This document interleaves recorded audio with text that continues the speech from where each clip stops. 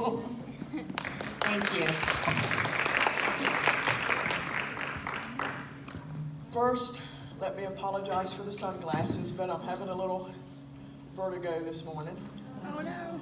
And gum helps keep my inner ear from, it's all trying to keep me vertical. So, my mother raised me better than to wear sunglasses in the house and chew gum in public, but sometimes just in the name of staying vertical, I have to, it's that survival of the fittest. I'm not going to ask for a show of hands, but how many of you did your homework? Because those of you who didn't, it's going to be a love and logic moment. Oh, this is so sad. But you're completely lost while the rest of us are really connecting dots. But if you didn't, hopefully you'll go home and you'll read all the information that was posted and do those assessments, and it'll make a little bit more sense. How many of you feel like you live in a zoo? I will let you raise your hand to that. Well, we do. Because, well, one, we know that we're human, and that's actually a type of animal. We're pack animals. We organize our packs and families. But it's still very zoo-like. And part of that is because our God, in His infinite wisdom, made us all very different.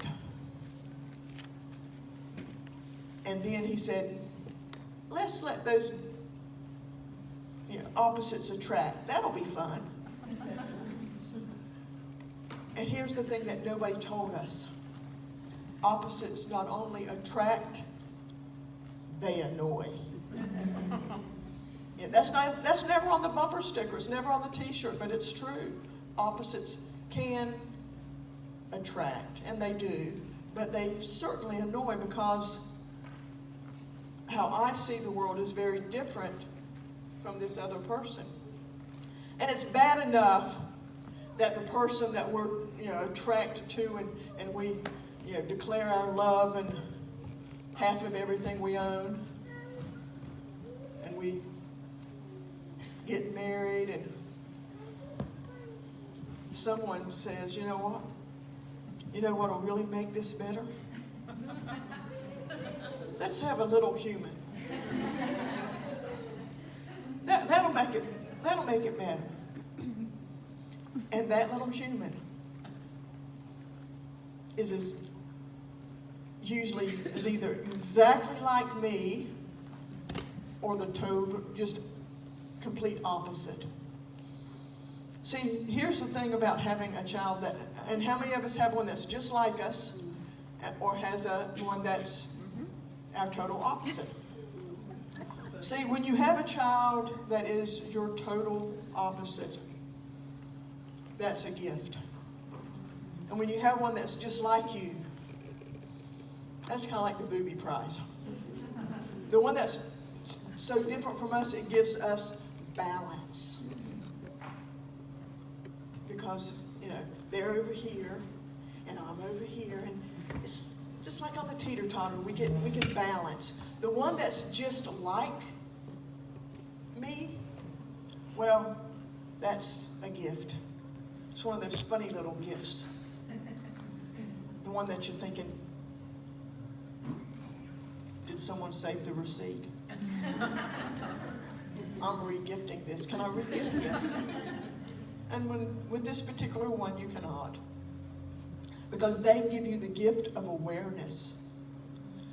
Now, every day you get to see what the rest of us are dealing with. You. Right? We've experienced that as mothers, as wives. And I used to shake my head and wonder, what is wrong with these people? Why can't they do like they're supposed to? Like I want them to. And it's because the way they see the world is very different that passage that we all know so well, train up a child in the way they should go, and when they're old, they will not depart from it. See, when you look at the original text of that, in the original language, it actually talks about their natural bend. And see, we all have a natural bend.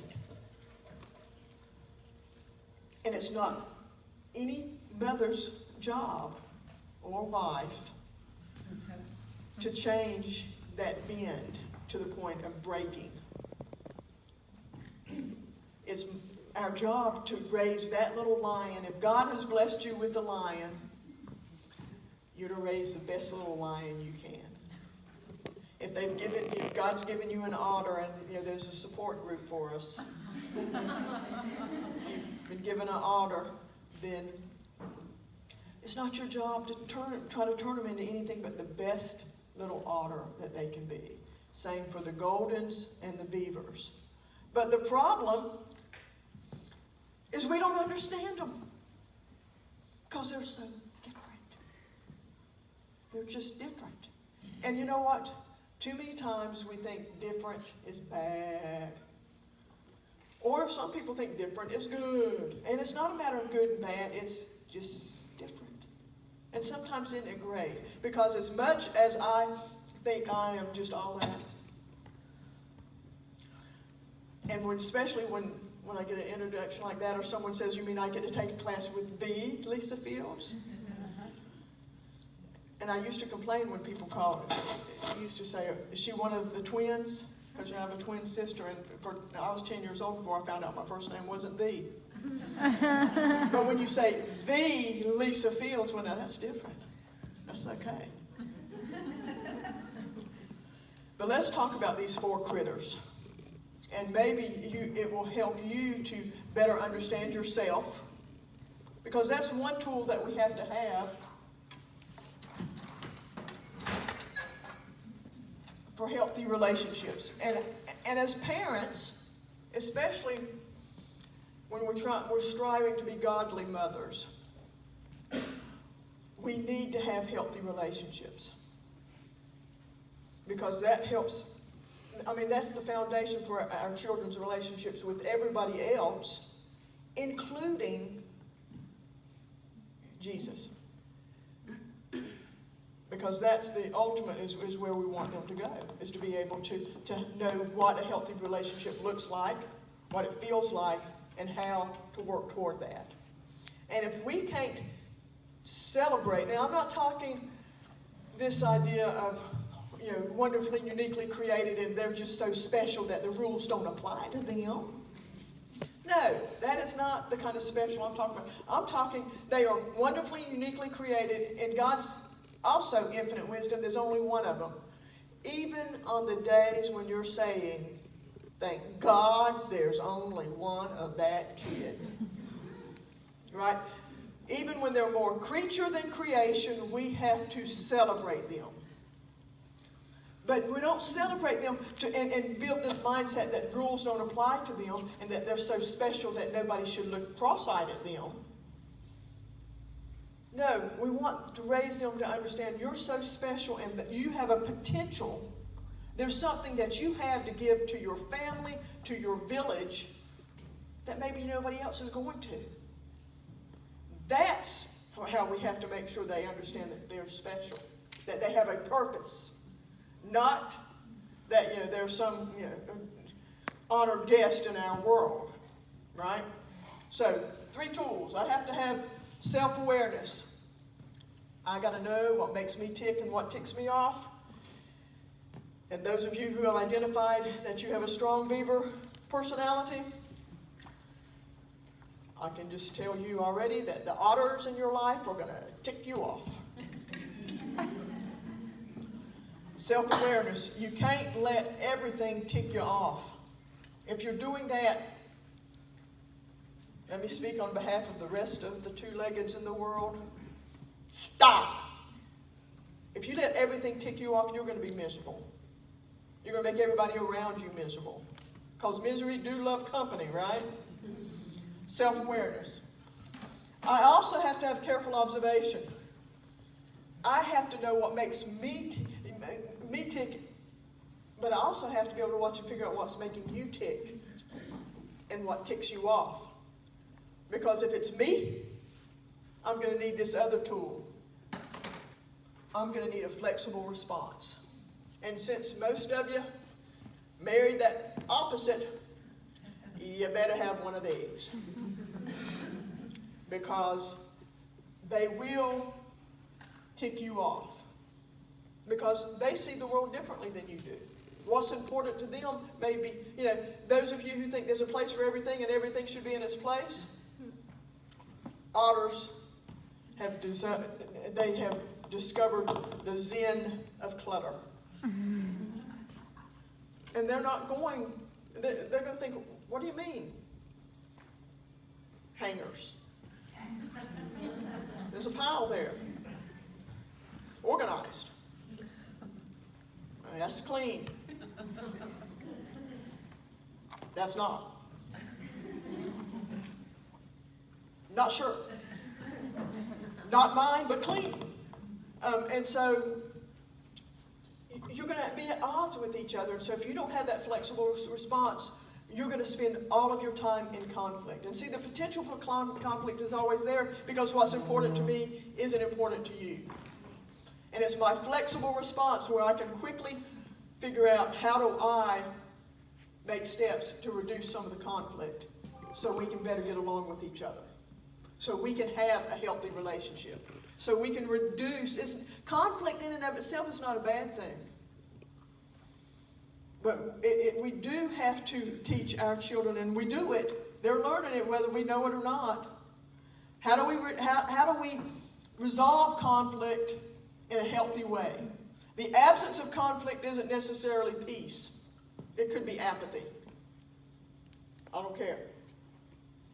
If two people, when I've heard people say, oh, they've been together, 40 years and never had an argument. And I always said, well, how long has one of them been in a coma? Because that's the only way that happens. I don't even need another person for conflict. Don't we have conflict with ourselves? Yeah. So, why do the 4 personalities have conflict? Well, what makes one tick ticks the other one off. What's important to one is not important to the other. Lions. And I like this labeling process that I use, obviously, because there's plenty of them to choose from. Just Google it.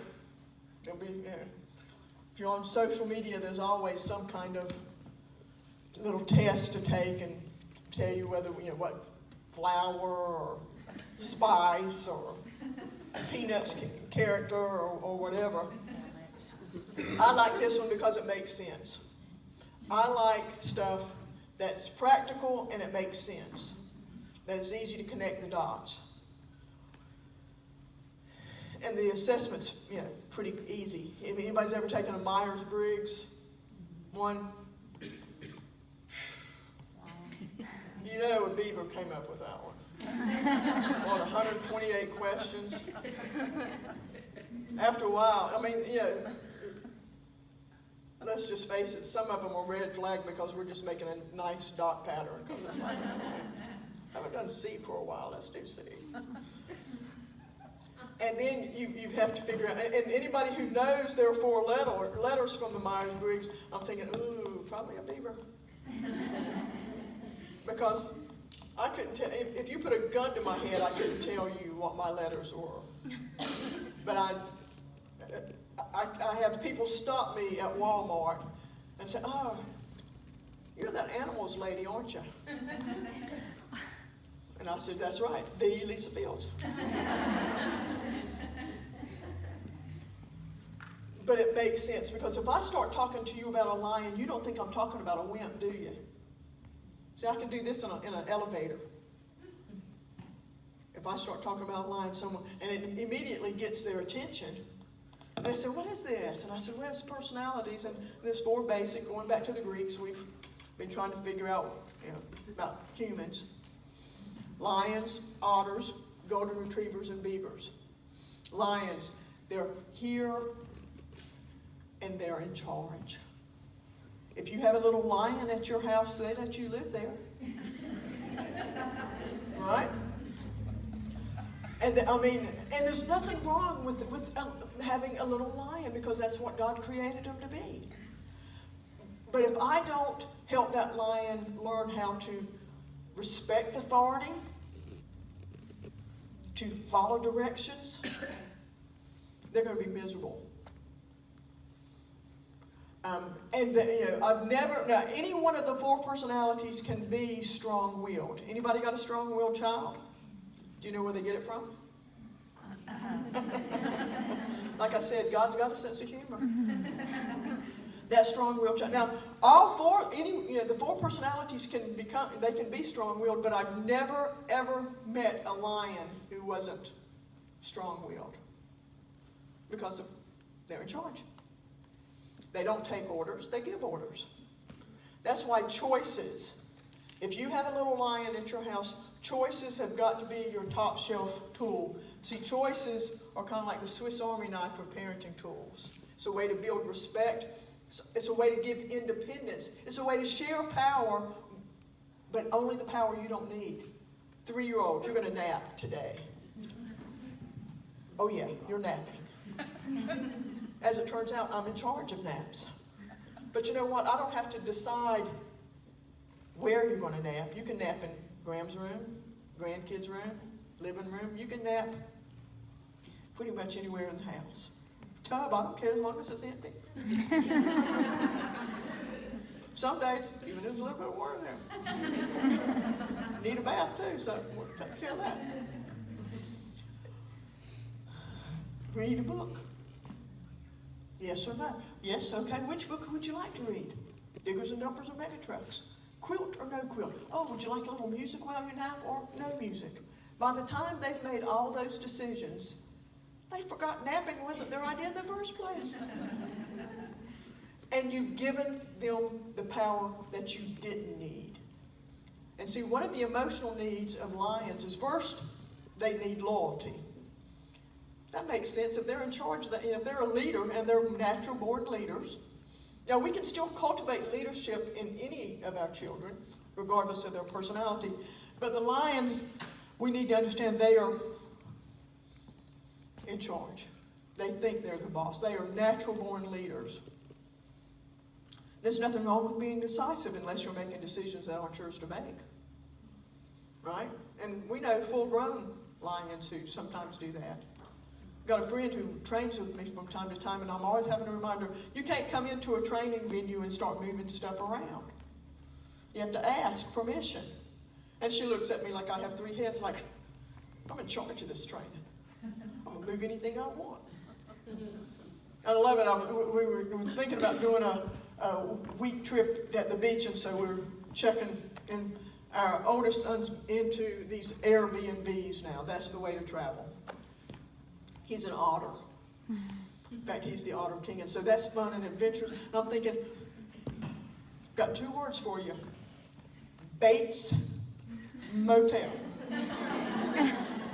I want a little bit more security than just someone who put something on the internet, right? But I noticed, I was reading through some of them, and it says, please do not move the furniture. If you move the furniture, it's like, yeah, they've rented to lions before. If you move the furniture, please put it back. Lions, they can be strong-willed. They're natural-born leaders. They make decisions, and they're very decisive. It comes easy for them. The cereal aisle does not scare them at Walmart. For some of us, the cereal aisle is like, all these choices. Oh, look, now they've got strawberry, banana, and what is this flavor? Of cornflakes. Rice Krispies is even coming out with more flavors. It's like a race. How many flavors can we have?